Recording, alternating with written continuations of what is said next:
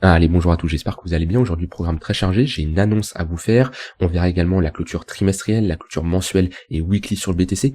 On parlera du halving, on parlera d'une position que j'ai prise sur du court terme aujourd'hui. On verra des altcoins également que vous m'avez demandé d'analyser lors de la dernière update qu'on fera également dans cette vidéo. Alors on a le halving qui arrive dans à peu près 20 jours, alors c'est pas précis en termes d'unité de temps, mais c'est surtout en fonction du nombre de blocs qui restent à miner, donc c'est entre on va dire 18-19 jours à peu près, donc voilà, on peut se dire que courant ce mois avril, on va voir le halving qui va arriver, donc on va voir la réduction des récompenses pour les mineurs qui va être divisée par 2, et historiquement à chaque fois qu'on a eu le halving qui s'est passé, on a eu dans les prochaines semaines, prochains mois, un bull market. Pour moi, le bull market a bien sûr déjà commencé. C'est vrai que ce cycle est différent vu qu'on a fait ici un nouvel ATH avant le halving. C'est quelque chose de pas commun vu que c'est la première fois qu'on fait ça. Et je m'attends à un regain de volatilité assez important dans les prochaines semaines, prochains mois. Ok, le halving c'est pas bullish le jour même où on a l'événement. Par contre, historiquement, les semaines, mois après, on a eu une bonne phase haussière. Et je m'attends clairement à un regain de volatilité dans les prochaines semaines, prochains mois.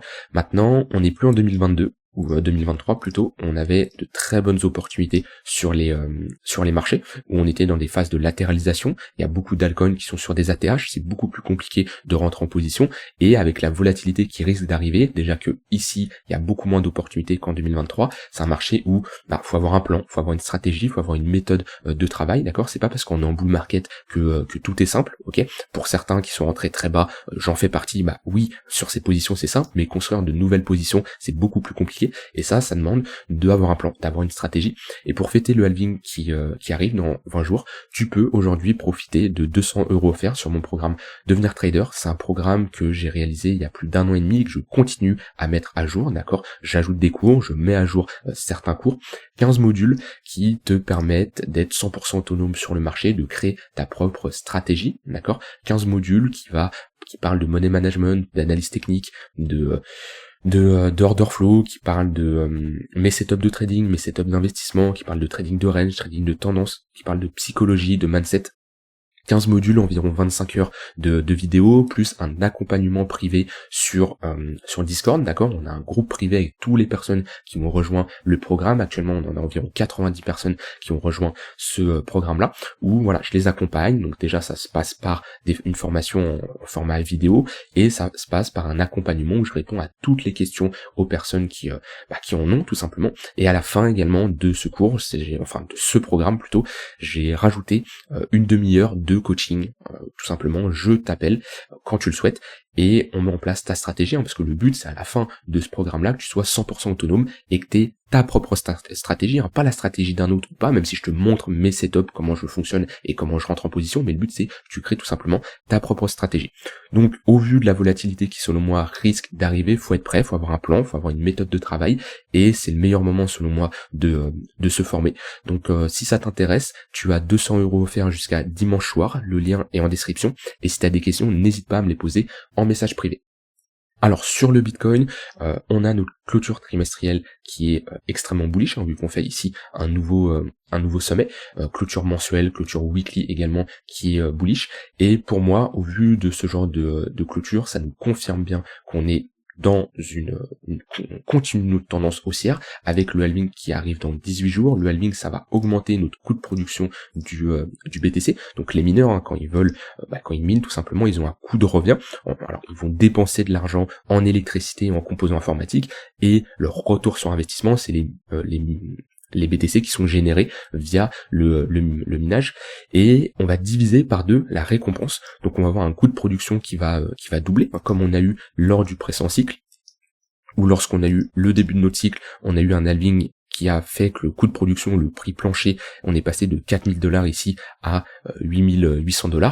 Enfin même ici 8200 $, et après il a augmenté, et là on aura tout simplement la même chose, c'est-à-dire qu'on va avoir un coût de production, le plancher ici qui va passer de 20 000 à 40 000 $, d'accord? Et c'est normal, vu qu'on divise par 2 les récompenses des mineurs, le coût de production du BTC augmente sur le sur le long terme, ce qui est tout à fait logique. Donc c'est un événement qui est clairement bullish, mais attention au retour de la volatilité, ça me surprendrait pas, vu que c'est un événement quand même majeur, hein, tout comme qu'on a eu les ETF, on a eu une forte volatilité, et ben là ça ne m'étonnerait pas d'avoir exactement la même chose.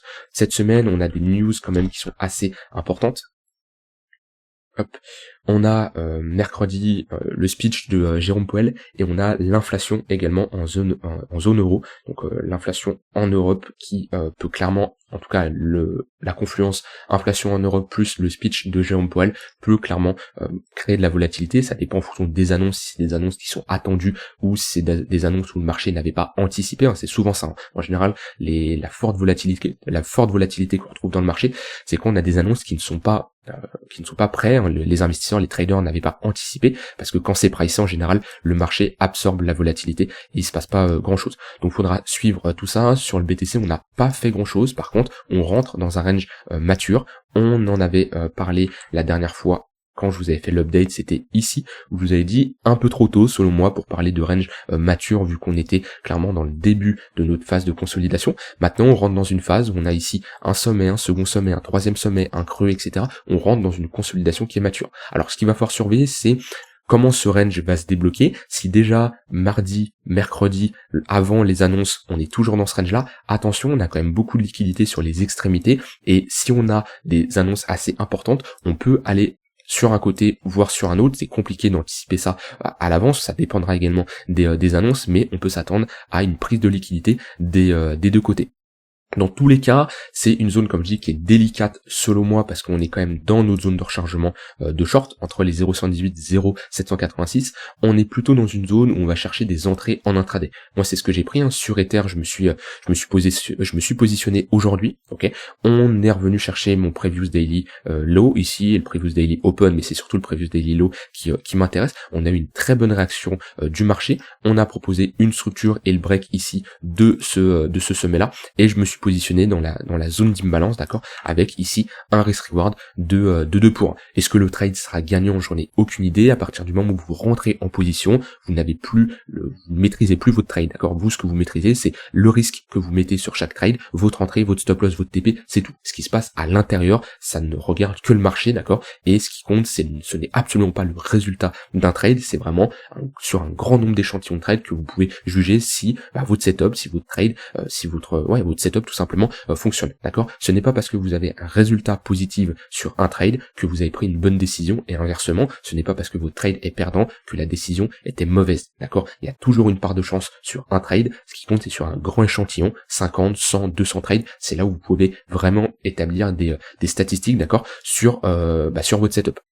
Donc, comme je dis, on est dans une phase de consolidation, on est dans le tunnel 1 heure, qui est une très bonne zone de localisation également. On a proposé ici une petite pattern de retournement. Maintenant, voilà. Ici, on est dans une phase où vaut mieux jouer le range, d'accord. On se positionne sur le bas de range et on prend des profits sur le haut de range, d'accord. Ici, d'ailleurs, il y avait une opportunité. Je crois que j'avais fait l'update vers 18h vendredi. 17-18h. Et ici, on a fait une petite pattern de retournement qui pouvait se prendre ici. On pouvait avoir une entrée assez agressive. Alors le problème, c'est, comme on l'avait vu ensemble, soit vous avez un stop loss sous le creux, parce que c'est sous le range, hein, donc c'est votre invalidation. Le problème, c'est que vous n'avez pas un risk reward intéressant, donc c'est un trade qui est compliqué à prendre. Alors il y en a qui vont jouer le breakout, c'est compliqué vu qu'on n'a pas un range qui est mature à ce moment-là. Maintenant, un stop loss sous le précédent creux, c'était jouable, c'est une entrée beaucoup plus agressive, mais c'est une entrée qu'aurait payé. Moi, dans tous les cas, je ne me suis pas positionné à ce moment-là. Comme je dis, on est dans un range mature, on voit qu'on est en confluence ici avec le tunnel 1 heure. Je crois qu'on a un point pivot weekly, ok, alors on attendra la clôture 1 heure pour le break, mais pour le moment on l'a pas vraiment break, hein. Faut savoir que ça soit des moyennes mobiles, que ça soit une zone de support comme une ligne ou ici un point pivot weekly, on n'est pas au dollar près, hein. C'est une zone d'intervention. Faut vraiment, voilà, si on avait clôture ici, je vous aurais dit ok, là on la break, là on voit qu'on a une impulsion, on ravale une bonne partie, c'est-à-dire qu'on a des vendeurs qui se manifestent, d'accord. Donc on est toujours dans une zone qui est compliquée à se positionner, hein. Les gens qui se positionnent, je vous conseille d'avoir un risque qui est bien sûr modéré, ok, puisque déjà on est toujours actuellement c'est férié, donc on n'a pas des volumes qui sont importants sur voilà, on n'a pas des gros volumes. Bon là on a eu un pic parce qu'on a eu un gros dump, mais sinon les volumes restent relativement faibles comparé à des journées où voilà, on voit la différence, hein, quand on a le marché US qui est ouvert et quand on a le marché US qui est fermé, on a quand même une grosse différence. Donc moi personnellement, pour ceux qui veulent pas se prendre la tête, j'attendrai clairement la résolution de ce range là. Donc globalement vous avez deux bornes à surveiller, une borne basse 68 300 $ et une borne haute 71 000. Clairement si on clôture au-dessus de ce niveau-là, on aura de grandes chances de faire un nouvel ATH et on pourra mettre des extensions ici de ce mouvement-là. Hop. On pourra mettre des extensions qui nous donneraient une target entre les 118, 100% d'extension, entre les 80 000 $, 86 000 $. D'accord? Ça, c'est si on break ce nouveau sommet, c'est les prochaines targets, d'accord? Parce qu'on sera en découverte de prix, on sera plus dans un retracement et on aura tout simplement ce niveau-là qui sera la prochaine target, on va dire moyen terme à aller chercher. Donc voilà, comme dit, clairement, si on passe au-dessus de ce niveau-là et qu'on retrouve aussi un momentum bullish, le momentum est pas si mal, ok, on avait retrouvé ici un petit momentum, ça reste léger, ça serait bien de confirmer ce plus gros W sur le momentum pour retrouver un momentum un peu plus bullish en 4 heures, parce que là, comme je dis, ça reste assez léger, mais si on retrouve ce momentum bullish, qu'on a ici une petite structure, c'est vrai que dans le tunnel lunaire, il peut y avoir une position qui se prend avec une zone d'invalidation sous le range et targeter le nouveau sommet, voire les targets qu'on a eu. Le but, c'est d'avoir un risk reward intéressant au vu du risque qu'on prend, parce que, comme je dis, on est quand même dans notre zone de rechargement de short, donc c'est une zone où on peut avoir clairement des vendeurs qui se manifestent. Voilà, maintenant BTC, comme je dis, sur du court terme, on a une petite pattern en 1 heure, hop, tac. Moi j'ai localisé une bonne zone si on y va courant cette semaine. Cette zone-là, elle est intéressante. On a une bonne confluence point pivot weekly, point pivot monthly. On est également ici sur un pullback de notre ligne de coup qu'on a eu de cette pattern de continuation de tendance et en confluence avec le tunnel 4 heures si on y va plus tard dans la semaine. Ce qu'il faudra surveiller, c'est si on va chercher cette zone. D'ailleurs, si on a un crash et qu'on a on prend la liquidité ensuite aux annonces, ici c'est une zone où on peut s'attendre à une réaction. En fait, faut jamais anticiper spécialement, voilà, je vois beaucoup de gens qui vont vous dire, ok, ici on a beaucoup de liquidité, c'est sûr à 100% qu'on va aller la chercher, etc., etc. En fait, ce qu'il faut, c'est pas se dire, ok, on a de la liquidité, c'est sûr à 100% qu'on va aller la chercher. Ce qu'il faut regarder, c'est au moment où on va chercher cette liquidité, comment le marché réagit. Parce que de la liquidité, c'est des ordres qui vont se fermer. Ici, on a des longues qui vont automatiquement clôturer, enfin, automatiquement, il y a ceux qui vont se faire liquider, il y a les stop loss qui vont s'enclencher, ça, c'est des positions qui vont se clôturer. Un long qui clôture sa position, il la revend, d'accord? Et ça fait clairement pression baissière sur le cours. Si on a un long squeeze et qu'on baisse, il n'y a aucune opportunité parce qu'on n'achète pas un couteau qui tombe. Par contre, si on a une prise de liquidité et au moment où on intervient chercher ce niveau-là, on a une absorption des acheteurs, parce que je vous rappelle, quand on a une clôture de position, c'est une vente, et automatiquement, une vente en face, on a un achat. C'est un jeu à somme nulle. Quand quelqu'un vend, c'est que quelqu'un achète. Donc, si personne achète, le prix va baisser jusqu'à trouver quelqu'un qui va acheter, ok. Par contre, si ici on a beaucoup de stop loss qui s'enclenchent et on laisse une mèche et qu'on réintègre, ça nous montre tout simplement qu'on a une absorption des sell stop ici, des vendeurs, enfin des acheteurs qui ont clôturé leur position, et cette absorption est faite bien sûr par des acheteurs. Donc si on a une bonne réaction dans cette zone de localisation et une réintégration, on peut clairement avoir ici une opportunité pour rentrer en position et pour chercher des longues tout simplement.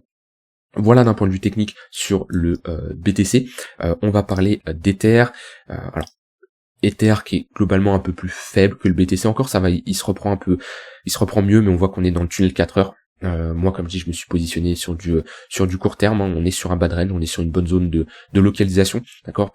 C'est toujours la chose la plus importante, localiser vos entrées, d'accord. Je me suis pas positionné en longue ici parce que j'étais sur un niveau de résistance, mais voilà, moi je vois ici deux extrémités, j'ai une bonne réaction sur l'intraday ici. On tente, non, c'est pas je rentre en position et j'espère, c'est juste j'ai mon setup qui s'enclenche, je rentre en position, ça passe pas, tant pis, on passe à la prochaine, le risque est maîtrisé, tout ça c'est du money management, c'est de la gestion de risque, d'accord. Si après un trade perdant, je commence à pleurer et me dire que ça y est, c'est la fin, je suis mauvais, non, c'est pas comme ça que ça se passe, d'accord. On remet pas tout en jeu à cause d'un trade perdant, d'accord. Vous devez accepter de perdre. Si vous acceptez pas de perdre, ne tradez pas, d'accord, parce qu'en tradant, vous allez clairement perdre. Maintenant sur Ether, moi je suis, alors je vais enlever ça. Sur Ether, moi je suis toujours aussi bull, sur du long terme là en weekly. En tout cas, il y a un risk reward qui est beaucoup plus intéressant sur Ether que sur BTC. Ok, on est dans notre zone de rechargement de short, certes, on n'est pas dans la meilleure zone de localisation, mais avec la mise à jour d'Ether, avec l'ETF spot qui est censé arriver, moi franchement Ether, je le dis depuis un moment, je le dis depuis qu'on est là, c'est l'actif qui vous proposera le meilleur risk-reward, d'accord? C'est-à-dire que vous aurez un rendement très intéressant pour un risque très très faible. Parce que quand on se positionne sur des altcoins, même des altcoins top market cap, il y a toujours un risque. On l'a vu avec Terra Luna en 2022, on a toujours un risque, d'accord? Maintenant, Ether, moi c'est parmi BTC et Ether, c'est les deux, je les vois pas disparaître, comparé à des altcoins qui du jour au lendemain peuvent disparaître, on sait jamais, il peut toujours y avoir des catastrophes, voilà, il y en a qui vont dire non, Solana, BNB, Atom, c'est des projets qui peuvent pas disparaître, c'est très très peu probable, mais il y a toujours un risque, d'accord? Et pour moi Ether, c'est l'actif qui propose le meilleur rendement pour un risque intéressant. Moi Ether, lors du prochain cycle, je le vois à 9-10 000 $, ok? Pour une altcoin à fort market cap, avoir une entrée aux alentours des 1000-1200 $, ça vous propose un x10, tout en ayant un risque assez intéressant, d'accord? C'est pas toutes les cryptos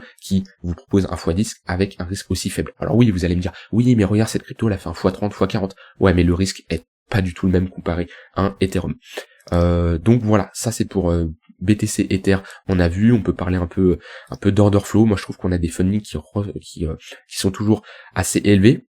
En fait, les fundings, c'est quoi? Ça nous permet de garder le prix du contrat perpétuel proche du prix du contrat spot. Ce qu'il faut savoir, c'est le contrat perpétuel, c'est pas le même contrat que le contrat spot, d'accord? C'est des produits dérivés, on a un carnet d'ordre qui est totalement différent, et le funding, ça permet de savoir qui paye des frais à qui. Est-ce que c'est les acheteurs qui payent des frais au short, ou est-ce que c'est les shorts qui payent des frais au long, ok? Et le funding a pour objectif de maintenir le contrat perpétuel proche du contrat spot. Mais lorsqu'on a un funding comme ça positif, c'est qu'on a le prix du contrat perpétuel qui est supérieur au prix du contrat spot, et ça nous indique tout simplement qu'on a des gens qui spéculent beaucoup plus sur le contrat perpétuel que sur le contrat spot. Qu'est-ce que ça nous indique? Alors souvent on dit, et même moi le premier je le dis, c'est pas totalement ça. Je dis souvent que un funding positif, ça nous indique qu'on a plus d'acheteurs que de vendeurs. C'est pas du tout, enfin c'est pas trop ça. Ça nous indique globalement que les gens spéculent beaucoup plus sur le contrat perpétuel. Donc globalement les gens sont beaucoup plus bullish, sont beaucoup plus euphoriques, d'accord? Et techniquement ils cherchent beaucoup plus à acheter, d'accord? Faut le voir comme ça, d'accord? Mais ce que vous devez comprendre, c'est le funding, ça nous permet de maintenir le prix du contrat perpétuel proche du contrat spot, ok? Et techniquement, un funding positif, ça nous indique que on a de plus grosses spéculations sur le contrat perpétuel que sur le contrat spot. Et ici, on retrouve un funding qui est globalement positif, ce qui n'est pas très encourageant, parce que ça nous montre quand même que pendant cette phase de range, logiquement, qu'on a des phases de range, on est censé, on va dire, dégoûter les gens parce qu'il se passe pas grand chose. Et là, on est plutôt dans une phase où, bah voilà, on a des gens qui spéculent, donc on peut créer de la liquidité. Et comme je dis, moi, j'attends vraiment les annonces de cette semaine et la résolution de ce range, que ça soit par le haut ou par le bas. Alors, les altcoins que vous m'avez demandé. Alors, on a AVE, AV. On va se mettre en weekly, tac, on va supprimer ça. Bah, AV, clairement, la chart est toujours bullish, hein.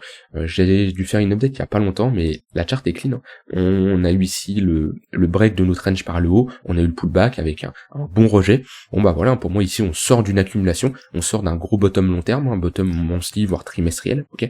Et clairement ici, pour moi, c'est un bottom définitif, hein. Il y a très peu de chances de retrouver un AV sous les $50, sauf, comme je dis, il y a des cas assez particulier où ça c'est la fin du projet ou autre, on sait jamais ce qui peut se passer, mais voilà, juste d'un point de vue technique, c'est le genre de bottom long terme où on en sort, donc c'est pas une crypto qui est, on est toujours dans des bonnes zones de localisation, et prochaine target, 0,382 $, zone de rechargement de short tout simplement.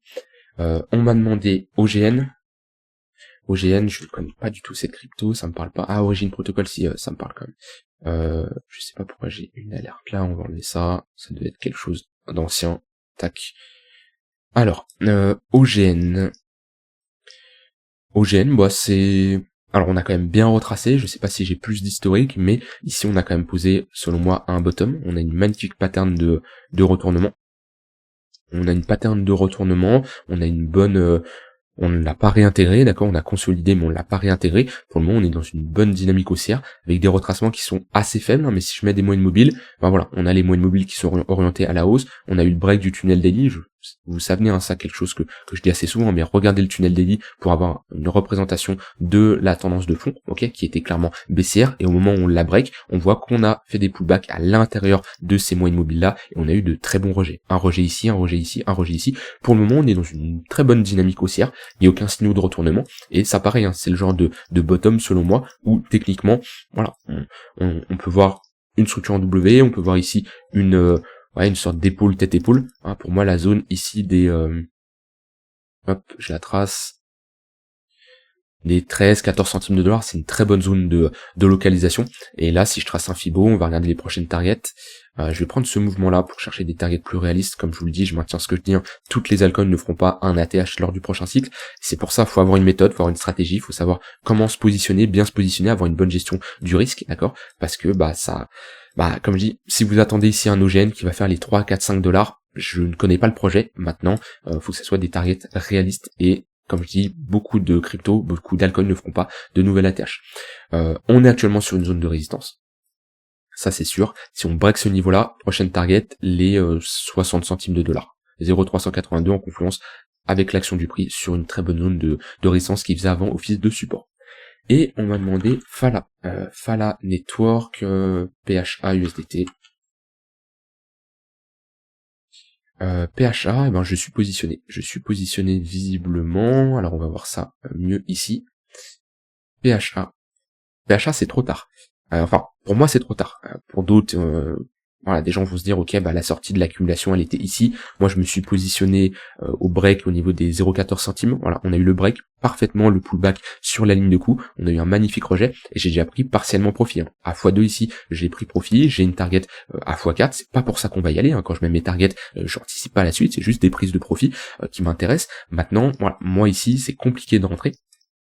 Si on a un retracement et qu'on vient chercher la zone de rechargement ici, entre les 0,118 et 0,786, c'est une bonne zone de localisation, ok. En confluence ici, pullback sur la ligne de coup. Maintenant, voilà, moi j'ai des entrées strictes, c'est comme ça que je fonctionne, et c'est mon plan. Si je commence à me dire c'est trop tard, mais allez, pour cette crypto je vais faire un écart, non, c'est pas comme ça que ça marche. Moi je voulais me positionner au moment où on a break et qu'on a eu un pullback. Il y a des cryptos dans le même cas, je n'ai pas eu de pullback, ils sont partis, tant pis pour moi, d'accord. Il y en a qui ont réintégré et qui sont toujours en train de consolider, il y en a qui ont fait un pullback comme ici et qui sont partis et je suis rentré en position, voilà. Mais moi j'ai une entrée stricte, j'ai un plan, je le respecte, d'accord. Et là techniquement, selon moi c'est compliqué de se positionner. Après, ça dépend de votre gestion de risque. Si quand on me dit oui, qu'est-ce que t'en penses de PHA, c'est d'un point de vue long terme, c'est d'un point de vue court moyen terme, ça dépend. On peut voir qu'on est dans un range un peu plus long terme, on est sur une zone de résistance, pareil, compliqué. Mais honnêtement ici, pour du long terme, la zone, si on y revient, c'est la zone de rechargement ici entre les 0,118 et 0,786. Voilà, j'ai dit ce que j'avais envie de dire, rien d'autre à ajouter. Dans tous les cas, je vous ferai des updates cette semaine, en fonction de comment le marché réagit. J'espère que ça vous aura plu. Je vous rappelle, vous avez 200 € offerts sur le programme Devenir Trader, si vous voulez vraiment créer votre propre stratégie et avoir bien maîtrisé les bons outils, avoir une bonne gestion de votre risque et être 100% autonome sur les marchés. C'est un programme qui peut clairement vous intéresser. Si vous avez des questions, contactez-moi en message privé et le lien est en description si ça vous intéresse. Je vous souhaite une très bonne fin de journée et on se retrouve demain pour une prochaine vidéo. Bye bye.